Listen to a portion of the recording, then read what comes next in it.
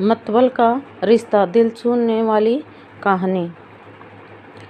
एक गांव में एक बड़ा साहूकार रहता था। साहूकार बहुत पैसे वाला था। आसपास के कई गांव में उसका बड़ा नाम था, लेकिन इस साहूकार को अपने पैसों का, अपने रुतबे का और अपने नाम का बड़ा ही घमंड था। वह अपने नाम को बनाए रखने के लिए बहुत ज़्यादा सोचता था और बिना किसी के भावनाओं की कदर किए वो सब करता था जो उसे लगता था कि करना चाहिए।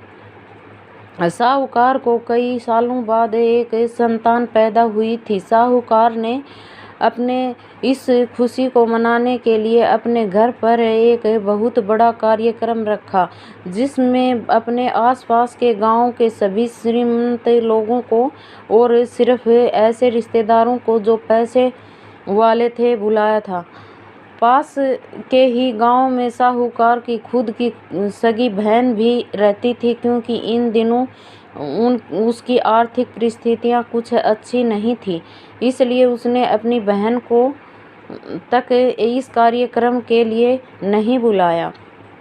साहूकार ने जिस कार्यक्रम का आयोजन किया था वह इतना भव्य था और इसके अलावा इसमें इतने प्रसिद्ध और श्रीमंत लोग आने वाले थे कि इस कार्यक्रम की चर्चाएं हर गांव में होने लगी। यह खबर उस साहूकार की बहन तक भी पहुंच गई। बहन को यह जानकर बहुत ज़्यादा खुशी हुई कि इतनी सालों बाद उसके भाई को आखिरकार संतान सुख प्राप्ति हो ही गया है। बहन ने सोचा कि भाई गलती से उसे इस बारे में बताना भूल गया होगा और अपने को भला कोई न्योता देता होगा। भोली बहन ने अपने भाई के यहाँ उस कार्यक्रम में जाने की तैयारियां शुरू कर दी। जिस दिन वह कार्यक्रम था उस दिन बहन सुबह सुबह ही अपने भाई के घर जाने के लिए निकल पड़ी।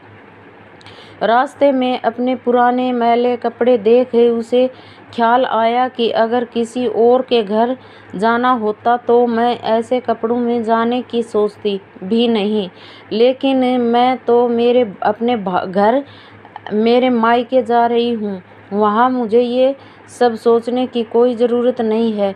जैसे ही वह अपने मायके पहुँची, वहाँ का भव्य आयोजन देखकर वह बहुत खुश हो गई और उसे अपने भाई पर बहुत गर्व हुआ।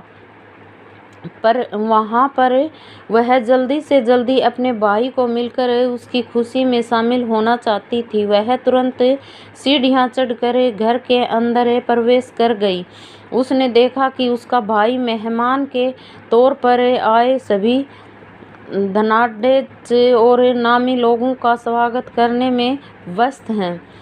बहन जैसे ही अपने भाई की तरफ उससे मिलने के लिए बढ़ी, उसके भाई की नज़रें उस पर पड़ गई और अपनी बहन को ऐसे मैले पुराने कपड़ों में देखकर भाई ने उससे मिलना तो दूर बल्कि तुरंत बहाना बनाकर वहाँ से निकल गया। बहन ने सोचा इतने लोगों में बेचारा अकेला भाई क्या क्या करे, ज़रूर उसे कुछ काम याद आया होगा, इसलिए वहाँ से चला गया होगा। बहन बाद में अपनी भाभी से मिलने गई। भाभी ने उसका स्वागत किया और उसे खाना खाने के लिए आग्रह किया। बहन ने सोचा ठीक है, पहले खाना खा लेती हूँ, फिर बाद में आराम से भाई से मिल लूँगी। बहन खाना खाने के लिए पंगत में बैठी।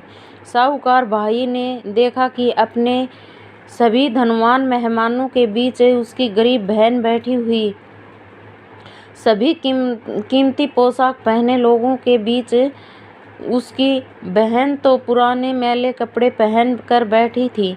यह साहूकार से देखा नहीं गया। उसने अपनी बहन को अपने पास बुलवाया, भला बुरा सुनाया और वहाँ से जाने के लिए बोला।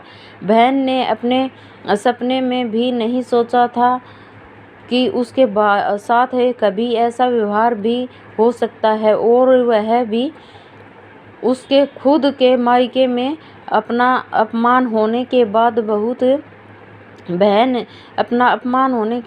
बहन तुरंत अपने घर ससुराल जाने के लिए चल पड़ी। बहन इस बात को पचा ही नहीं पा रही थी कि उसके अपने भाई ने उसके साथ इतना बुरा व्यवहार किया।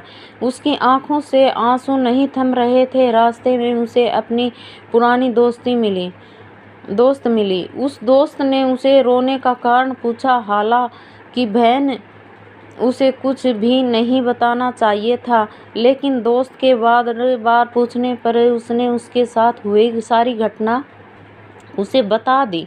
उसकी दोस्त एक समझदार महिला थी और काफ़ी परफेक्टल सोचने वाली थी।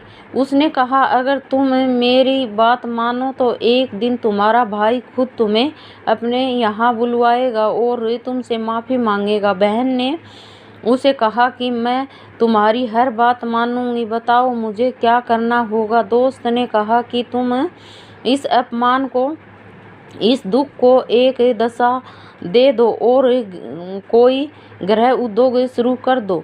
उसमें इतनी मेहनत करो कि उस काम में तुमसे अच्छा कोई भी ना हो।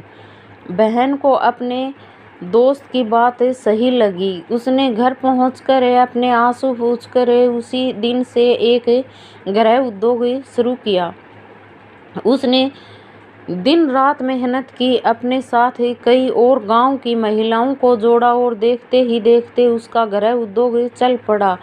कुछ ही सालों में आसपास के 50 गांव में उसका नाम और रुतबा काफ़ी बढ़ गया और अब वह पैसों के मामले में अपने भाई से भी ज़्यादा बड़ी बन गई। भाई को भी जब यह पता चला कि उसकी बहन इतनी श्रीमंत हो गई है कि तो उसने सोचा कि एक बार उससे मिलकर आया जाए। वह जब अपनी बहन को उसके घर मिलने पहुंचा तो बहन ने उसका किसी राजा महाराजा की तरह स्वागत किया, उसके पसंद खाना खिलाया।